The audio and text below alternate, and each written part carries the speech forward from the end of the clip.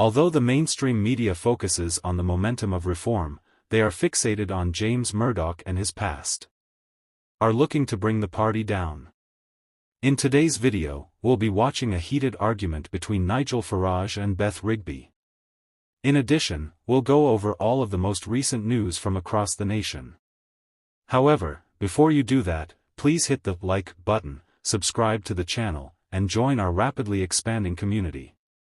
Just a quick heads up, we have new Make Britain Great Again t-shirts available in our store. Go get them now at British.com or click the link in the description.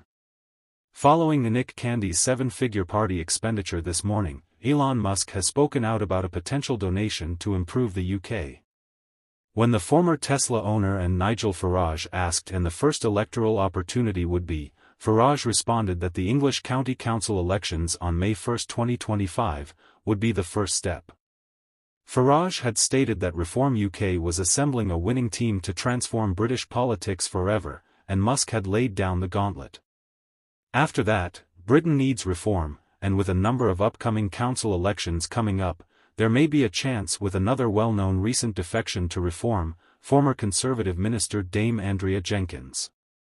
Jenkyns joined the party as its 100,000th member just days ago after fleeing the sinking ship of the Tories, and she declared this afternoon that she would be representing Reform UK in the race to become the next mayor of Greater Lincolnshire next May.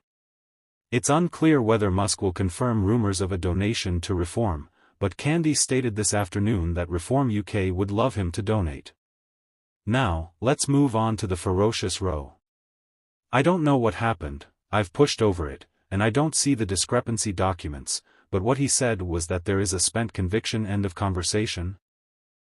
I tell you what, we're busy, right? We're building a new political party. You are talking about a spent conviction from 20 years ago. What's happened is happened, whether there are discrepancies or not I don't know. What I know is he's a fine young man who's turned out really very very well, but for the victim for him to imply that she was pushed over when the court documents says he kicked her, that's difficult for the victim, isn't it? I believe anything you say. It's not what I say, it's what the court documents say. I haven't, it's not what I said, it's an I don't know, it's 20 years ago, and this is why, and this is why the mainstream media like you are losing the affections of the British public. Let's worry about where we are today, let's worry about where the country is going, let's worry about the fact we're getting poorer, let's worry about the fact that our communities are breaking down, that people are scared to walk up the streets of London where I haven't heard you ask a single Labour minister about the case where a man was on the ground in Runcorn a few weeks ago and was punched 5 times on the ground.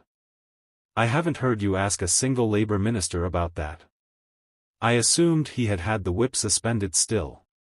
I know, and you're talking about an inside Westminster story that you want to talk about. If you want to professionalize the party, then people will ask these questions, and if it was another political party and this had occurred, you would also expect me to ask them. You are still a member of Parliament, but he has been suspended and is being investigated. What you're saying is that the court records don't matter, therefore I'm saying that a spent conviction doesn't matter, and you're absolutely correct. Tell me what you think about this in the comments section of another news investing platform. In light of the impending retirement crisis in Britain, Tint has issued a dire warning and urged the government to introduce laws raising the minimum pension payments. The pension provider claims that urgent action is required to address what they characterize as prospective pensions, pointing out that more than 80% of UK households are currently falling short of obtaining a decent retirement. Time Bomb is advocating for modifications to the existing pension contribution scheme, highlighting the fact that current rates are not enough to ensure that the majority of Britons have sufficient retirement funds. This warning comes as pension reform talks are still stalled, even though Chancellor Rachel Reeves recently travelled to Canada and Australia to learn more about their respective pension systems and see if the UK could learn anything from them. In Australia, employers are required to contribute 11.5% to their employees' pensions. The minimum contribution rate in the UK is merely 8%, and employers are only obliged to make 3% contributions. Despite the Chancellor's prior pledges, Felicia Mann, Tint's founder and CEO, voiced her displeasure with the government's current strategy, saying it is extremely upsetting to witness the government's continued action of raising the minimum level for employer pension contributions, absolving them of the collective responsibility to ensure that people can afford to retire. The current contribution rates fall well short of what is required to ensure a comfortable retirement. Something that the Pension Commission forewarned the government about more than 10 years ago in the Lord Turner report in response to these difficulties. As the first pension provider in the UK to make auto-escalation a default feature in their pension product, Tillet enables members to gradually increase their pension contributions. The system is built on the Save More Tomorrow concept, which has been successfully applied in the US pension market for over 10 years. At Tillet, assisting people in taking charge of their financial future is our top priority, which is why we have made auto-escalation a fundamental component of the Tillet pension. Redirecting spending to pension payments might greatly increase retirement savings, according to Yerman's updated research from Pension B. According to the company's findings, contributing only £200 to a pension fund may increase retirement savings by between £35,521 and $521.